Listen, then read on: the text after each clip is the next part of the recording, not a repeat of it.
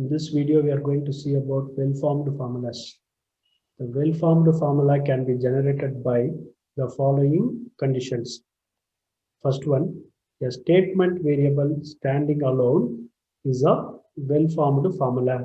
If you take any statement defined by some A, B, or P, Q is called well-formed formulas.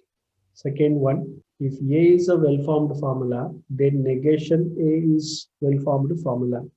If you take any statement that is well-formed formula, then we can say the negation of that variable is also a well-formed formula.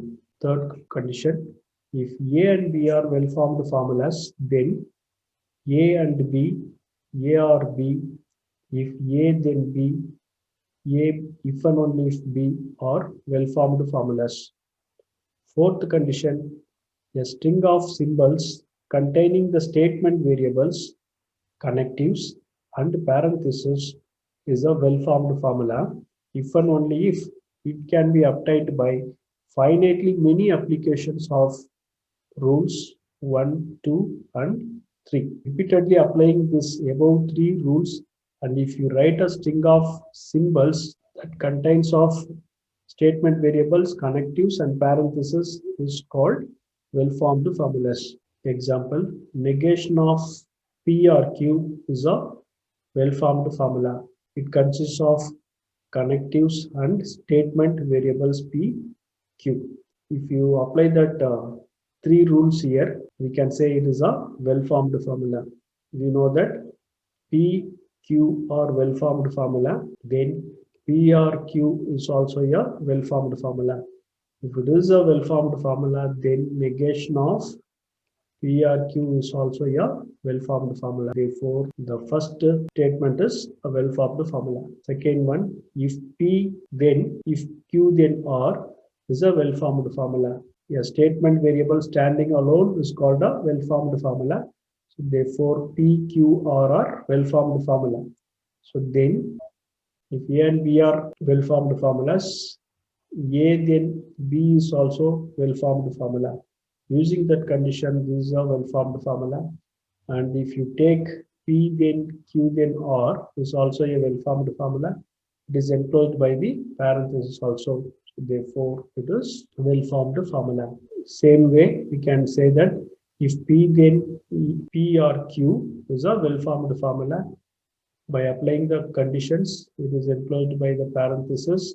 All the statement variables are well-formed formula. Then it is also enclosed by parenthesis. So it is well-formed formula. The fourth example, if P then Q and Q then R, if and only if P then R is a well-formed formula. If you observe this, it is a well-formed formula. It is also a well-formed formula. It is also a well-formed formula. And it is enclosed by the parenthesis. So we can say the fourth one is a well-formed formula. The following are not well-formed formulas. First one, not P or Q is not a well-formed formula. The reason, it is not enclosed by the parenthesis. Second example, if P then Q then and Q. And Q not defined in our statements. Only we will have not of a variable. And also here parentheses are missing. So it is not a well-formed formula. Third one, if P then Q, here beginning there is a parenthesis. In the ending there is no parenthesis. So it is also not a well-formed formula. P and Q then Q. Here there is no beginning parenthesis, so it is not a well-formed formula. Fifth one, if P and Q then Q, here it is not enclosed by the parenthesis, so it is not a well-formed formula.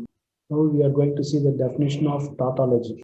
The compound statement is called tautology if it is true for all truth values assignments for its component statement. Tautology means if you apply any truth value to its component statements, the result should be T. So then we call the given statement as tautology. Example, P or not P is a tautology. For this example, we'll take P, not P. Finally, we need P or not P. These two are the component statements given in the compound statement. If you apply the truth value for this T, F. So negation P means here T, so it is F, here F, it is T. The result will be T or F is T, F or T is T. If you observe the final result, it is in the form of T. So therefore, we call that given statement as tautology. Next definition, contradiction. A compound statement is called contradiction if it is false for all truth values assignments for its component statement. If you give truth value to the component statement, the final result should be false. We call the given compound statement as contradiction. Example, P and not P is a contradiction. Here P, not P, P and not P. So these two are called component statement of this compound statement. If you apply the truth value T, F for the statement, here if it is T, not of P is F. If it is F, not P is T. T and F is F. F and T is F. If you observe this, you are getting false. So therefore the given statement is contradiction. Next, we are going to see the definition of converse, inverse, contrapositive. If the statement is defined as if P then Q, then our converse can be expressed as if Q then P. The inverse of the statement can be expressed as if not P then not Q. Then the contrapositive statement can be expressed as if not Q, then not P. So simply if you want to remember, you can remember like this. If P then Q is the given statement, the converse of the statement can be expressed as Q then P. Inverse of this statement can be expressed as not P then not Q. The contrapositive of the statement can be expressed as not Q then not P. We'll see examples of converse, inverse, and contrapositive. The given statement is if it rains, then they cancel college. Here we can take P as it rains and your Q statement as they cancel college. The given statement is like this now. P then Q. So we can write the converse. The converse can be written as Q then P. So using in the statement form, we can write if Q, the Q is they cancel college, then the P value is it rains.